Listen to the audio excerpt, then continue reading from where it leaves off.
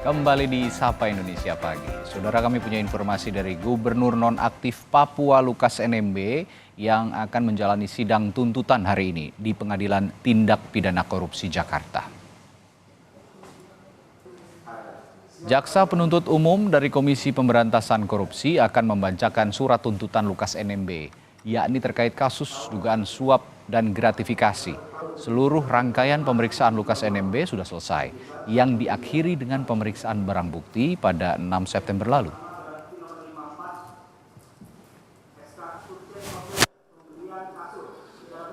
Dalam sidang kasus suap dan gratifikasi dengan terdakwa Lukas NMB, Hakim mengingatkan NMB untuk tidak emosi saat menjawab pertanyaan. Hakim juga mengingatkan bahwa ada konsekuensi hukum atas apa yang dilakukan NMB dalam persidangan. Pasalnya sidang Lukas NMB sempat diwarnai ketegangan. Gubernur nonaktif Papua itu marah dan berujung pada tekanan darah tinggi. Lukas NMB didakwa menerima suap dan gratifikasi senilai 46,8 miliar rupiah. Jaksa menyatakan suap dan gratifikasi ini dalam bentuk uang tunai dan juga aset.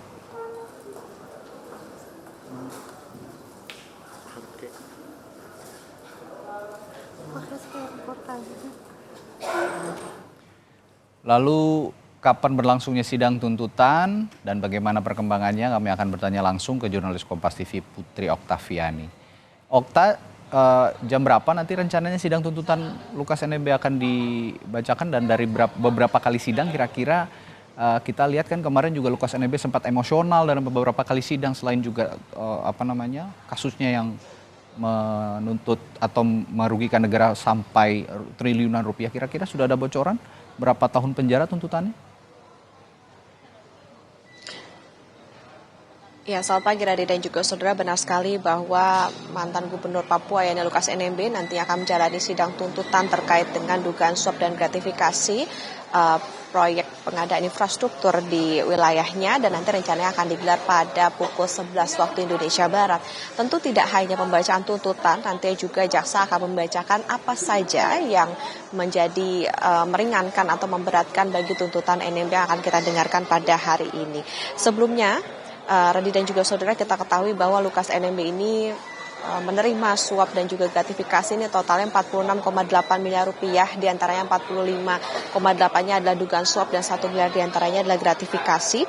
Dan suap juga gratifikasi itu didapatkan dari sejumlah proyek pengadaan barang dan jasa di Papua, dan setelah dituntut nantinya memang secara jadwalnya ini Lukas NMB akan bisa mengajukan pledoi atau nota pembelaan, yakni artinya 7 hari setelah hari ini, atau berarti artinya tanggal 20 September 2023, kemudian dilanjutkan dengan replik yakni pada tanggal 25 September sebagai tanggapan dari JPU atas pledoi dari terdakwa ataupun juga penasihat hukumnya, dan dilanjutkan dengan duplik pada 27 September 2023. Lukas NMB sebelumnya didakwa oleh tim jaksa menerima suap bersama dengan ex-Kabid Pekerjaan Umum Papua yakni Michael Kambuaya dan ex-Kadis Pekerjaan Umum dan Penataan Ruang yakni Gerius Oneyoman.